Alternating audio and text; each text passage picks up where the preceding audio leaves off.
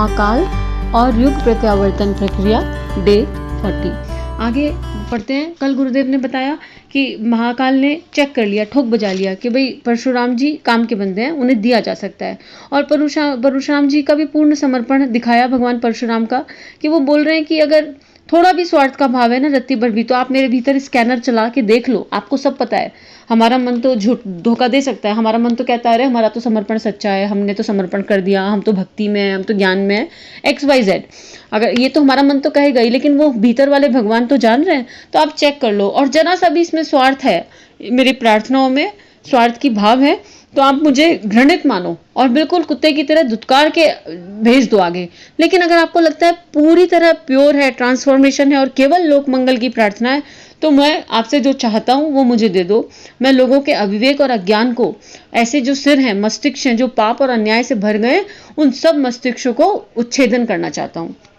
आगे महाकाल कहते हैं, महाकाल ने प्रसन्नता व्यक्त की और एक प्रचंड परशु उस युवक के हाथों में थमा दिया। वह अजय था, अमोघ भी।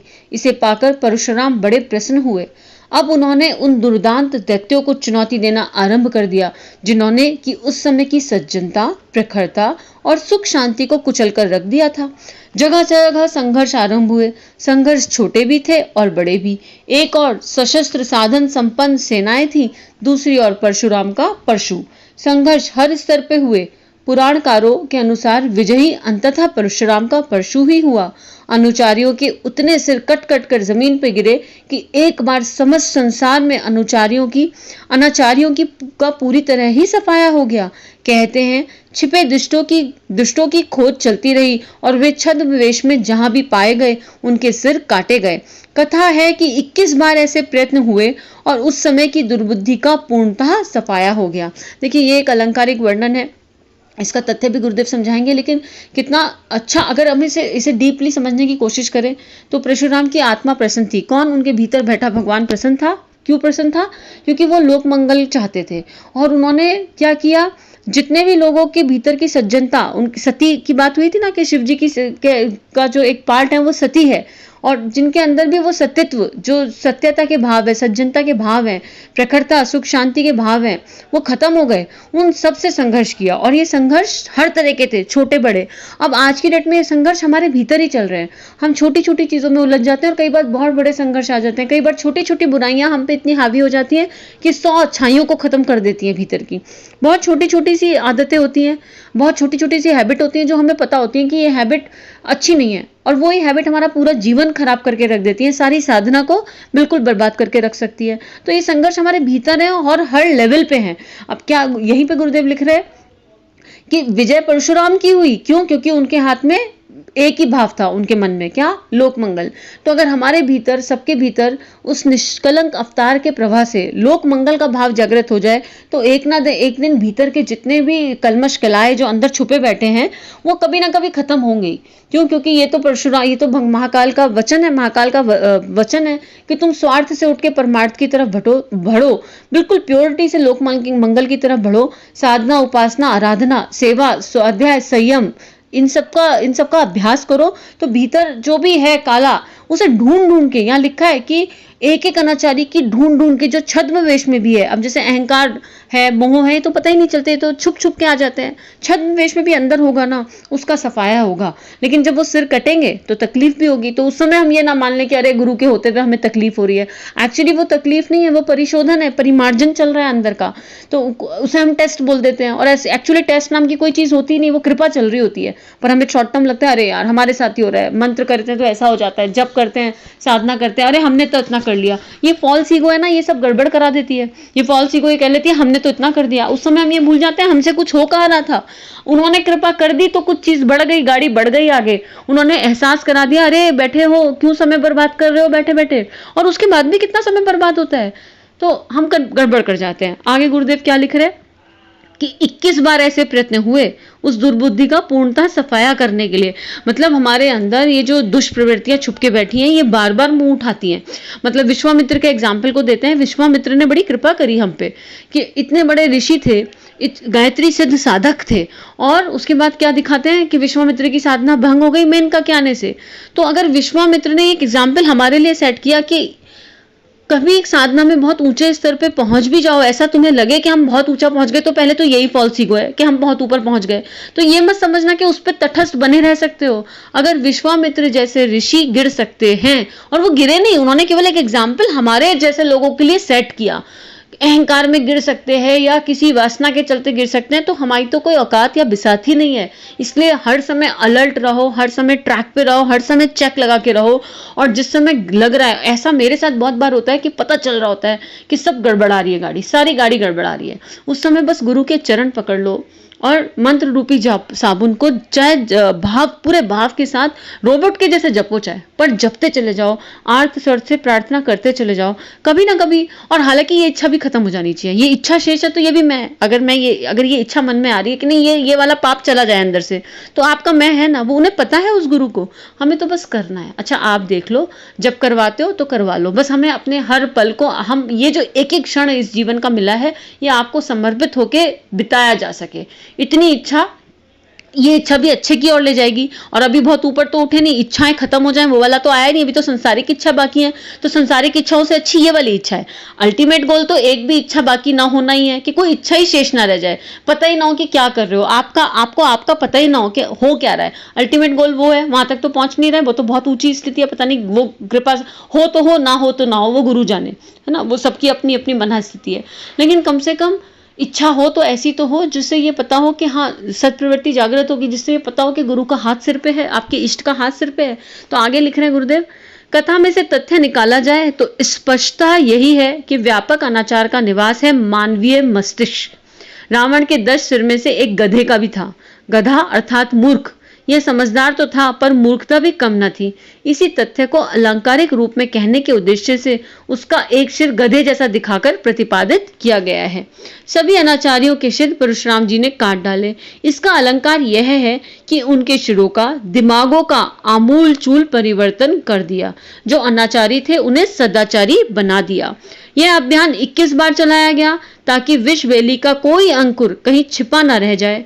भावनात्मक एवं बौद्धिक दुर्बुद्धि मनुष्य में गुप्त रूप से छुपी रहती है, तो उसके बरसाती घास की तरह फिर उगाने और फलने फूलने लगने की आशंका बनी रहती है।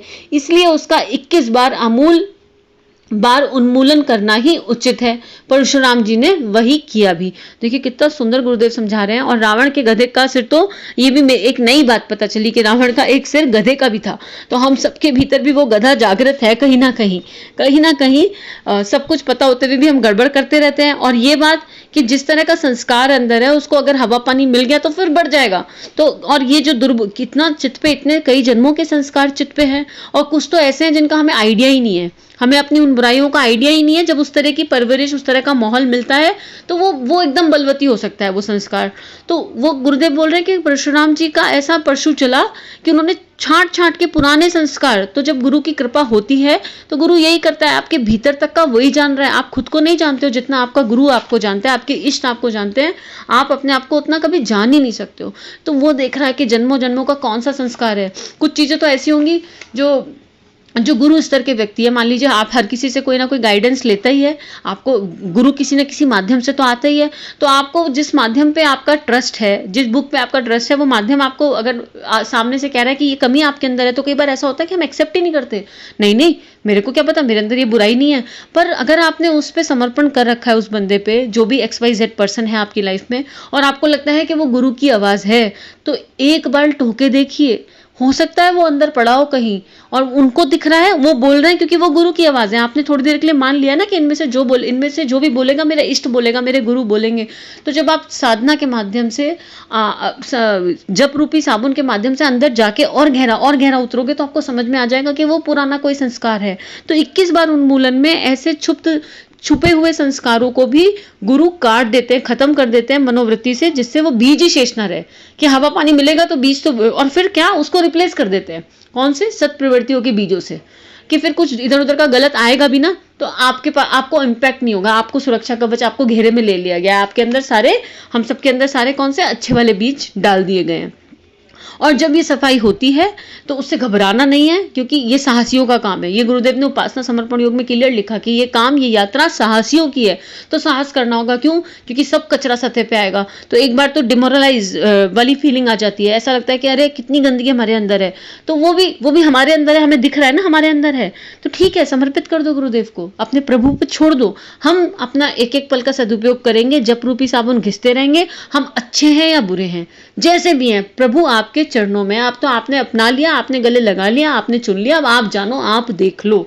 आगे यहाँ लिख रहे हैं गुरुदेव, एक एक शब्द में गुरुदेव ने प्राण का प्रवाह, इसमें इस किताब के गुरुदेव के हर शब्द में ही प्राण है, पर यहाँ पे भी एक एक शब्द में गुरुदेव ने प्राण उड़ेल रखा है। परशु का अर्थ है प्रबल विचार, समर्थ ज्ञान, प्रभावी लोक शिक्षण, जनमानस परिवर्तन के लिए सुनियोजित अभियान आवश्यक था। परशुराम जी ने इस शस्त्र का उपयोग किया और महाकाल भगवान सदाशिव ने उन्हें भी वही दिया। यह शस्त्र धातुओं का भले बना ही ना हो, पर उसकी साम्राज्य वज्र से भरकर थी। इंद्र का लौह वज्र राजदंड अब कुंठित हो गया, तब तपस्वी दधीची की अस्थियों का मानवीय अणुबम प्रयोग किया गया था। वत्रासुर जैसे अपराजय असुर उसी से मरा था। पिछले दिनों इस शस्त्र का कितने ही लोग सफल प्रयोग करते रहे। ईसाइयों के मजहब को जन्मे 2000 वर्ष भी नहीं हुए कि उन्होंने अपने प्रभावी प्रचार के बलबूते संसार की 1/3 जनता को, 1 अरब मनुष्यों को अपने धर्म में दीक्षित कर लिया। साम्यवाद का जन्म हुए 1 शताब्दी भी पूरी नहीं हुई कि उसने 1.5 अरब लोगों के मस्तिष्क पर कब्जा कर लिया। इसी का नाम सच्चे अर्थों में सिर का काटना है। देखिए गुरुदेव अलंकारिक भाषा का पीछे का तत्व समझा रहे हैं कि सिर काटना मतलब क्या, विचारों का, भावनाओं का पूरी तरह से ट्रांसफॉर्मेशन। और इसको एग्जाम्पल से बता रहे हैं कि एक समय में इंद्र का पास तो वज्र था, वो भी वेस्ट हो गया। क्यों वेस्ट हो गया? वो काम नहीं कर रहा था, क्योंकि उस समय की परिस्थितियां ऐसी थी कि वो काम कर नहीं सकता था। तो महर्षि, ये तो सारी कहानी सबने ही सुनी है कि किस तरह दधीची महर्षि ने अपनी हड्डियां दे दी थी। उनकी हड्डियों से जो वज्र बना, उसी से केवल जो है वत्रासुर जैसे राक्षस का अंत हो सकता था, और वो कई बार यूज हुआ। तो ऐसे ही गुरुदेव बोल रहे हैं कि अब हम सबको, हम सबके भीतर वो जागृत होना चाहिए। और भगवान खड़े हुए हैं दधीची बन के, महाकाल बने खड़े हुए हैं। हम बस समर्पण कर दें, अपना सिर रख दें कि अब आप काट लो इस सिर को, इसमें बहुत सारा कई जन्मों का कूड़ा कचरा भरा हुआ है, ये सब आपका है, इसे संभाल लो, इसे किसी भी तरह साफ करो, हम तैयार हैं। कि तो हम अपने आप से पूछें, क्या हम तैयार हैं इस सफाई के लिए? क्या हम तैयार हैं अपने हर एक उस विचार को, उस भाव को, मतलब उस क्या बोलना चाहिए, ऐसी एक एक कर्म को छोड़ने के लिए हम तैयार हैं, जो बिल्कुल इस माहौल में बिल्कुल हमारी आत्मा के अपोजिट है, जो हमारे मूल संस्कारों के अपोजिट है, जो हमारे इष्ट की दी हुई शिक्षाओं के अपोजिट है। Are we ready to? बहुत मुश्किल होता है, बार बार फेलियर मिलता है। मुझे तो एज एन इंडिविजुअल बहुत बार फेलियर का सामना करना पड़ता है, बहुत बार फेल हो जाती हूँ। फिर लेकिन ठीक है, हो गए, फेल हो गए, लेकिन उससे कई बार गिल्ट भी हो जाता है, ठीक है, लेकिन उतना गिल्ट जो आपको ऊपर उठाने में सहायक हो, वो गिल्ट भी ठीक है।